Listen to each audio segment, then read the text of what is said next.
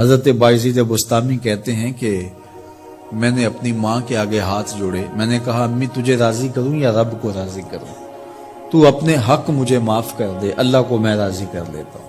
ماں نے کہا جاؤ پتر میں اجازت دیتی ہوں۔ گئے جنگلوں میں ذکر و فکر میں لگے رہے، تنہائی میں اس کو یاد کرتے رہے، دن رات ذکر کے چراغ روشن رکھے۔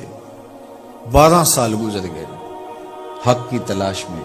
ایک دن واپس بستام کے قریب سے گزر رہے تھے، خیال آیا چلتے چلتے ماں کو سلام کر جاؤں۔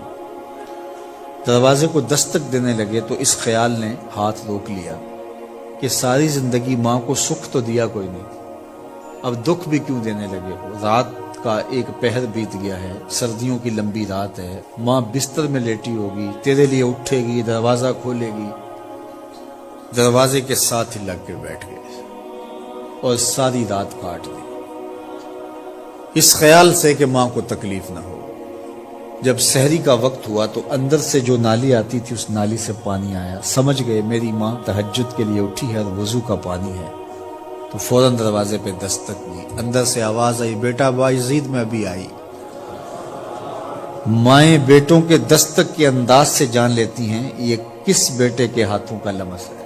12 سال کے بعد آئے، دستک دی، کہا بیٹا بایزید میں ابھی آئی۔ ماں کی تو نگاہیں ہی دروازے پہ رہتی ہیں۔ اللہ اکبر۔ کہتے ہیں کہ ماں نے دروازہ کھولا، 12 سال جنگلوں کی خاک چھانتے بیت گئی تھی، پراگندہ صورت، بکھرے ہوئے بال، پھٹے ہوئے کپڑے۔ میری ماں کی جب نگاہ میرے پہ پڑی تو اس کی چشمان سے موٹے موٹے آنسو ٹپکنے لگے، اور اس نے ایسے ہاتھ پھیلا کے کہا مالک میرا بیٹا بایزید تیری طلب میں نکلا تھا، تو نے ابھی تک اسے اپنا قرب نہیں دیا۔ حضرت بایزید بستامی کہتے ہیں 12 سال کی ریاستوں سے جو کچھ نہیں ملا تھا ماں کے اٹھے ہوئے ہاتھوں سے مل گیا۔ میں نے کہا مالک میں تجھے کہاں ڈھونڈ رہا ہوں، تو کہاں موجود ہے؟ تو ماں باپ کی رضا اللہ کی رضا کا دروازہ کھولتی ہے۔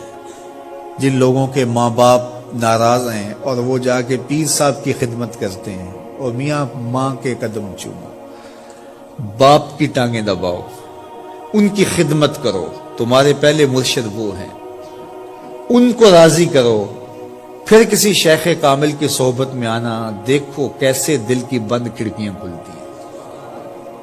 ایک مرشد تو ناراض کر آئے اور دوسرے مرشد سے تمہیں کیا ملے گا؟